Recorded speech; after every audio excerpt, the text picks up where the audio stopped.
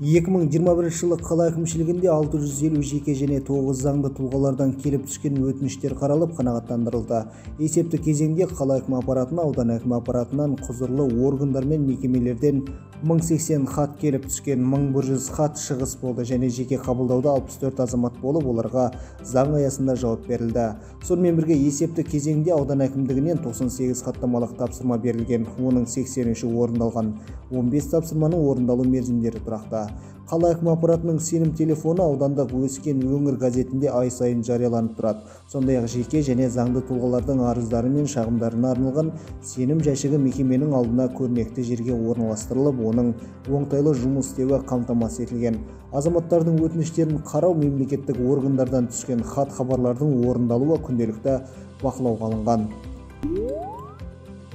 Қала бойынша жеке және заңды тұлғалардан 8 түрлі бюджеттік салық түсімдері жасақталады. Олар көлік, мүлік, жер және сыртқы жарнама, мүлікті жалға беру, кәсіпкерлердің табыс салықтары.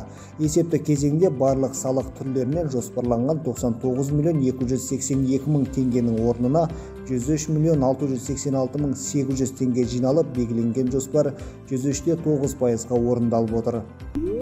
Қала бойынша 3100 зейнеткер, 24 ауған соғысының ардагері, 2 Чернобыль апатына қатысушы тіркелген. Сонымен қатар 2845 көп балалы аналар тұрады. Оның 322-сі алтын алқа, 755-і күміс алқа иегерлері. Құрбан айт мерекесіне орай Хамид Ашөк басқарма төрағасы Серманизов құрбандық шалып, қаладағы тұрмысы нашар, аз қамтамасыз етілген жалғыз басты және көп балалы аналарға, мүмкіндігі шектеулі жандарға, барлығы 16 отбасыға 160 мың теңге көлемінде ет тарқатты. Қайырымдылық қамқорлық акциясы шеңберінде қаладағы тұрмысы нашар, аз қамтамасыз етілген жалғыз басты және көп балалы аналарға, мүмкіндігі шектеулі жандарға, аудан кәсіпкерлері, аудандық мәслихат депутаттары тарапынан демеушілік көрсетіліп, көмектер берілді.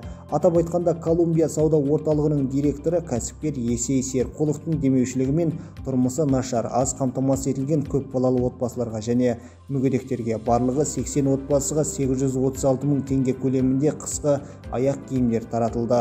Сондай-ақ орталық және Матруди мешіттерінде тұрмысы нашар және мүмкіндігі шектеулі 120 отбасыға номер 1 Әуезов жалпы орта мектебін бітірген 20 жылдық түлектермен керуен сауда орталығының иесі кәсіпкер Қадыр Бекеттің демеушілігімен азық-түлік берілді. Аудандық мүгедектер қоғамымен бірлесіп балық зауытының директоры, аудандық мәслихаттың депутаты Жалғасбаев пен Қазростнефть жанар-жағармай бекетінің иесі Жұмановтың демеушілігімен барлығы 6 отбасыға 168 мың теңге көлемінде 6 тонна қатты отын түсірілді. Колумбия сауда орталығының директоры кәсіпкер Есей Серқұловтың демеушілігімен тұрмысы нашар, аз қамтамасыз етілген көп балалы отбасыларға және мүмкіндігі шектеулі жандарға, барлығы 20 отбасыға 80 мың теңге көлемінде қысқы аяқ киімдер берілді. Қала әкімі шыршасында Шардар аудандық іскер әйелдерінің демеушілігімен 50 отбасындағы балаларға 100 мың теңге көлемінде жаңа жылдық сыйлықтар таратылды. Ерке бала жауапкершілігі шектеулі серіктестігі Бөбекжай балабақшасының директоры Закира Қалдарбек жаңа жыл қарсаңында қаладағы аз қамтамасыз етілген 20 отбасыға 210 килограмм көлемінде ірі қара мал етін таратты. Есепті кезеңде жалпы демеушілердің көмегімен 301 адамға, барлығы 2 миллион 929 мың теңгенің көмегі көрсетілді. Шардара қаласында жалпы құны 393,2 миллион теңге болатын бюджеттік емес инвестиция тартылып, 23 нысан бой көтерді. Жалпы саны 47 адам жұмыспен қамтылды. Бизнестің жол картасы 2025 бизнесті қолдау мен дамытудың мемлекеттік бағдарламасы шеңберінде ісін жаңа бастаған кәсіпкерлерге мемлекеттік грант алу үшін конкурсқа 7 жоба ұсынылып, 2 жоба жалпы құны 8 миллион теңгені құрайтын грант жеңіп алды. Шағын кәсіпкерлікті қолдау мақсатында онлайн банк жеңілдетілген несие бойынша 3 жоба қаржыландырылды.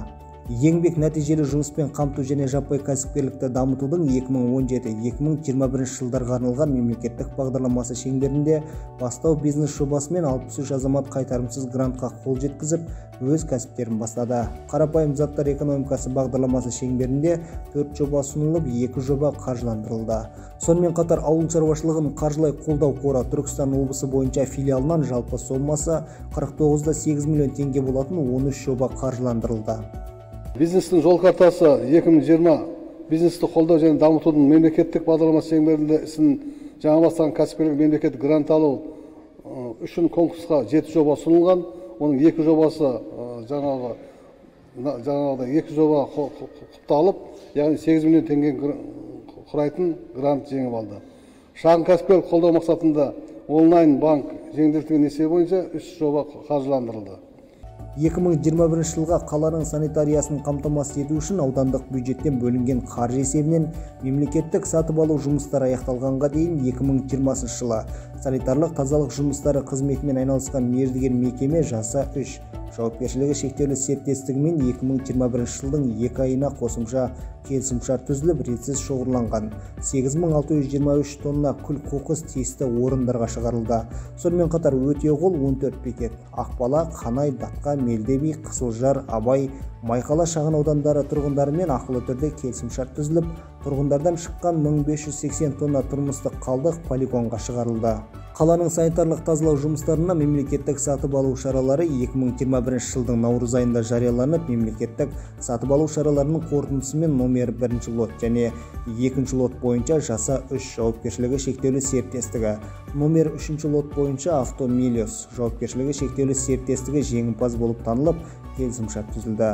Аталған мердігерлер түзілген келісімшартқа сәйкес жұмыс атқаруда. Дегенмен, өткен жыл 2021 жылы осы санитар тазалық бойынша жаңағыдай мердігерді анықтау өте қиын болды. Яғни бір-бірімен бәсекелестік танытып, жеңімпазды сотқа беріп, яғни бұның мемлекеттік сатып алу қорытындысы тамыз айынан созылып кетті. Бірақ дегенмен Жаса 3 жауапкершілігі серіктестігі ол 2 аймен доғыр отырғанымен жұмыс тоқтатқан жоқ. Жалпы қаладан тұрғындарға жиналған қаржы есебінен өздері осы жұмыстарын жүргізіп отырды. Қала аумағында орналасқан мекеме қызметкерлері және қала тұрғындары күшімен жыл басынан бері 18 рет сенбілік ұйымдастырылып, 20-да 4 шақырым көше бойлары, 6-да 1 шақырым аяқ жолдар, 6 шақырымға жуық ирригациялық жүйелер тазаланды.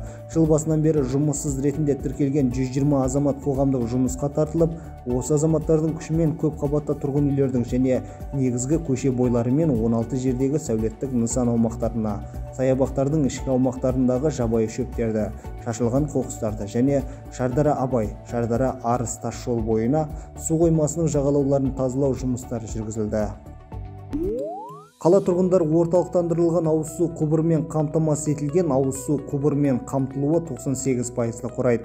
Қалаға ауыз су Шардара су қоймасынан залалсыздандырылып тазаланып беріледі. Қалалық бас су торабының ауыз су беру қуаты тәулігіне 12.000 текше метр. Тұрғындардың ауыз су тұтыну қажеттілігіне қарай қысқы мезгілде тәулігіне 5.000 текше метр, жазғы мезгілде тәулігіне 8.000 текше метр ауыз су беріледі. Бас су торабының технологиялық талаптарына сәйкес Шардара су қоймасындағы судың көлемі 1 миллиард текше метрден кем болмауы тиіс. Алайда 2021 жылдың 15 тамызына қарай ауа райының қуаңшылығына байланысты су қоймасына келіп түсетін судың көлемі азайып, қоймадағы су көлемі 706 миллион текше метрге дейін күрт түсіп кетті.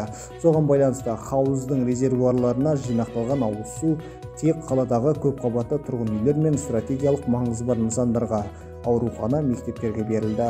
Сонымен бірге көп қабатты тұрғын үйлердің аумақтарында 6 жерде ауыз су таситын автокөлікпен 1 ай көлемінде қала аумағындағы таза су ұңғымаларынан тегін тасымалданып берілді. Ауыз су проблемасы енді барлығымыз білесіздер. Жылдан жылға бізде су қоймада су тартылып жатыр. Яғни былтыр өмірінде тарихта болмаған судың кемуі бізде байқалды. Биылғы жыл ол одан да бетер сондай байқалады деп күтілуде. Сондықтан аудан басшылары, облыс басшылары жалпы бұдан хабардар. Биылғы жылы 45 шақырымдағы Тамат-Астамбектен су тартылуға экспедициясы бәрі алынды. Яғни биылғы жылға 2 миллиард теңге төңірегінде бюджеттен қаржы бөлініп, жұмыстар басталады. Қазан айынан бастап қалаға берілетін ауыз су қалыпты жағдайға келтірілді. Қала тұрғындарын таза сапалы ауыз сумен қамту мақсатында 2006 жылдары қаладан 45 шақырым қашықтықта құм ішінде орналасқан Тамат-Астамбек жерасты су қоры анықталған. Жерасты су қорының көлемі аудан тұрғындарын таза сапалы ауыз сумен қамтуға жеткілікті. Сапасы лабораториялық сынақ нәтижесі бойынша жарамды болып танылған. 2021 жылы жоғарыда аталған су қоры көзінен қала тұрғындарын сапалы ауыз сумен қамту мақсатында жұмыстар қолға алынды. Бүгінгі таңға аудандық тұрғын үй коммуналдық шаруашылық, жолаушылар көлігі және автомобиль жолдары бөлімінің берген мәліметіне сәйкес жобаны әзірлеуге аудандық бюджеттен 30 миллион теңге бөлініп, жоба әзірлену үстінде. Жобаның әзірленуіне орай қаржы бөлдіру үшін республикалық бюджетке ұсыныс беру күтілуде. Бүгінгі таңда қалада 45 көше түнгі жарықпен қамтылған. Тұрғындардың өтініштеріне сәйкес аудан әкіміне ұсыныс беріліп, 2021 жылы аудандық бюджеттен қаржы қаралған болатын. Осы қаржыға жалпы ұзындығы 7-4 шақырым болатын 9 көшеге түнгі жарық шамдар орнатылды.